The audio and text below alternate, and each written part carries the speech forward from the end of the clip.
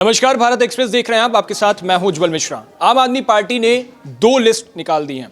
नवंबर में 11 प्रत्याशियों की सूची का आम आदमी पार्टी की तरफ से ऐलान किया गया था और आज अब 20 प्रत्याशियों की सूची का ऐलान कर दिया गया है। यानी कुल मिलाकर के पार्टी ने अभी तक 31 प्रत्याशी अपने मैदान में उतार दिए हैं। अभी तक आम आदमी पार्टी सबसे टॉप पर है, जिसने चुनावों से पहले ही न सिर्फ रणनीति बनाते हुए प्रत्याशियों के नामों का ऐलान कर दिया, बल्कि इस बार अगर पार्टी की दोनों लिस्ट आप देखोगे तो उसमें एक चीज साफ तौर पर नजर आ रही है कि पार्टी ने दल बदलुओं पर अपना दांव लगाया है और उसी के साथ जो दिग्गज हैं उनकी कई बड़े दिग्गजों की सीटों को चेंज कर दिया गया है, उनकी सीट ही बदल दी गई है।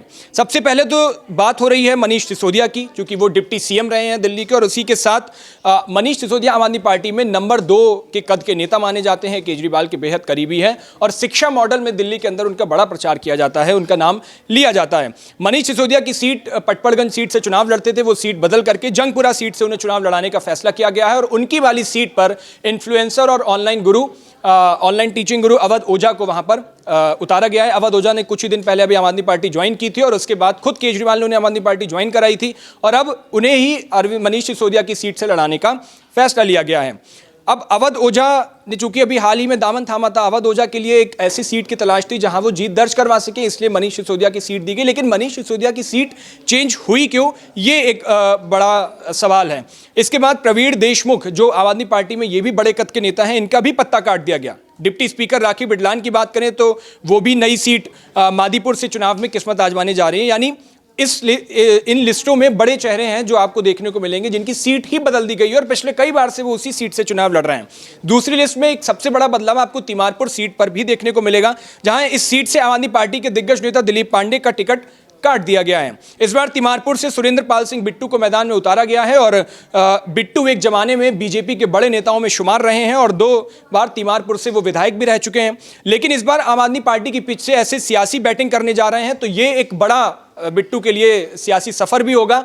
और चूंकि आम आदमी पार्टी के लिए वो अब काम कर रहे हैं, तो आम आदमी पार्टी बीजेपी से आकर के आम आदमी पार्टी के लिए लोगों को कन्विंस करना, ये उनके लिए एक बड़ा टास्क होगा। कई और ऐसी सीटें भी हैं जो दूसरी सूची में सामने आई हैं, उन पर भी आपको बता देते हैं। सबसे पहले अगर उदाहरण के तौर पर आप देखेंगे तो देवली सीट है, जहां से इस बार प्रकाश जारवाल चुनाव नहीं लड़ने जा रहे हैं, उनकी जगह प्रेम कुमार चौहान को मैदान में उतारा गया है। इस त्रिलोकपुरी की सीट अगर आप देखोगे तो रोहित मेहरोलिया का भी पत्ता कट चुका है, वहां पर अंजना पारछा अपनी किस्मत आजमाने जा रही हैं। कृष्णा नगर सीट जो सबसे चर्चित सीट है, उसमें उस सीट से एसके बग्गा को टिकट काट दी गई है और एसके बग्गा के बेटे और विकास बग्गा को टिकट मिली है वहां से। यानी बाप के बाद अब बेटे का सियासी सफर शुरू करने जा रहे हैं और इस बार के विधानसभा चुनाव से उनका बेटा उनकी वाली सीट से चुनाव लड़ेगा। शादरा की बात करें तो वहां भी आम आदमी पार्टी को रामनिवास गोयल के संन्यास के बाद एक नए चेहरे का मौका देना पड़ा और यहां से दल बदलू नेता जितेंद्र सिंह संटी को मौका दिया गया है। संटी भी बीजेपी छोड़ करके आए हैं, अरविंद केजरीवाल उनको आम आदमी पार्टी में लाए हैं और उन्होंने ही उनका पार्टी की सदस्यता दिलवाई थी।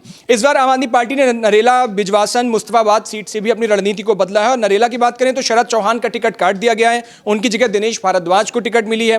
बिजवासन में बीएस जूना का पत्ता कट गया है, सुरेंद्र भारद्वाज को मौका मिला है और हाई प्रोफाइल सीट मुस्तफाबाद को सबसे हाई प्रोफाइल सीट दिल्ली के अंदर कहते हैं, वहां से हाजी यूनुस का टिकट भी इस बार आम आदमी पार्टी ने काट दिया है। हालांकि चूंकि समीकरण के लिहाज से वहां किसी मुस्लिम चेहरे को ही मैदान में उतारना था, तो उसके बदले आम आदमी पार्टी में मुस्लिम चेहरे आदिल अहमद खान ही चुनाव लड़ने जा रहे हैं, उन्हें आम आदमी पार्टी की तरफ से टिकट मिला है। पटेल नगर सीट की बात करें तो वर्तमान विधायक राजकुमार आनंद चूंकि बीजेपी में शामिल हो चुके हैं, तो ऐसे में इस बार प्रवेश रतन वहां से चुनाव लड़ने जा रहे हैं और वो भी हाल ही में बीजेपी का दामन छोड़कर आम आदमी पार्टी में शामिल हुए थे।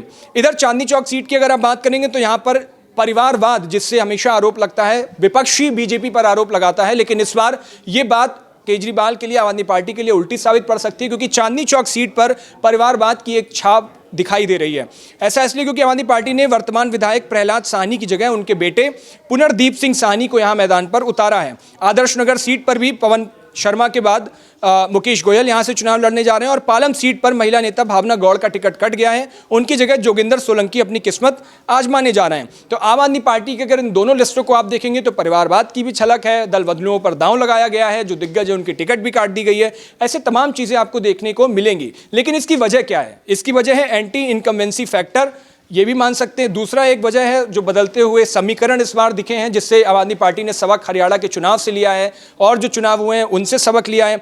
लेकिन कुल मिलाकर के पार्टी ने कई बड़े चेहरों को टिकट काट दिया है और उनकी जगह दल बदलुओं पर दांव लगाया है और जो बीजेपी से आम आदमी पार्टी जिन लोगों को लेकर के आई है उन्हें अब मैदान पर लड़ाया जा रहा है। जनकपुरी सीट से राजेश ऋषि के बजाय प्रवीण कुमार को मैदान में उतारा है। मुंडका सीट से धर्मपाल लाखरा की जगह जसवीर काल्ला चुनावी मैदान में दिखने वाले हैं। मादीपुर सीट की बात करें तो गिरीश सोनी की जगह राखी बिडलान को उतार दिया गया है। अब आंकड़ों में अगर आप बात करेंगे तो इस बार पार्टी ने अब तक अपने 31 उम्मीदवारों में से 20 नए चेहरों को मौका दिया है। दो लिस्ट अभी तक आई हैं, एक 11 और एक 20। उन दोनों लिस्टों को अगर आप टोटलिंग करेंगे तो 31 प्रत्याशियों के मैदान में उतारे हैं और 31 में से 20 प्रत्याशी ऐसे हैं जो नए हैं पार्टी के लिए और जो जिनके समीकरण के हिसाब से उतारा गया है और दिग्गजों को हटाया गया है। अब इसमें सिर्फ बदले हुए तेवर ही नहीं, बदले हुए चेहरे भी नजर में आने वाले हैं और ये सिर्फ सत्ता में वापस आने की कवायद के लिए पार्टी कर रही है। अरविंद केजरीवाल की अपनी चुनावी रणनीति है और इसमें वो कर रहे हैं। लेकिन फिर भी चर्चा जो सबसे ज्यादा हो रही है वो मनीष सिसोदिया की हो रही है, पटपड़गंज सीट की हो रही है। सवाल ये उठ रहा है कि आखिर मनीष सिसोदिया को वहां से चेंज क्यों करना पड़ा और सेफ सीट पर क्यों भेजना पड़ा, जबकि आप किसी भी पार्टी में देखोगे तो जो बड़े कद का नेता होता है उसे ऐसी सीट पर भेजा जाता है जहां पर पार्टी को हार का डर होता है। तो पार्टी उस बड़े चेहरे को मैदान में उतार करके वहां से जीत दर्ज करने की कोशिश करती है क्योंकि वो पॉपुलर चेहरा होता है, लोगों में कनेक्टिविटी बना पाता है। लेकिन इस बार आम आदमी पार्टी ने पटपड़गंज से मनीष सिसोदिया को हटा के ऐसी सेफ सीट पर भेजा है, जंगपुरा की सीट पर, जो पिछली कई दफों से अरविंद केजरीवाल और आम आदमी पार्टी को मुफीद परिणाम देती हुई नजर आ रही है, बेहतर परिणाम देती हुई नजर आ रही है। तो मनीष सिसोदिया के साथ ऐसा क्यों हुआ, इसकी राय आपको क्या लगता है? अपनी कमेंट बॉक्स में राय हमें जरूर बताइएगा। देश और दुनिया की बाकी तमाम खबरों के लिए देखते रहिए भारत एक्सप्रेस। शुक्रिया।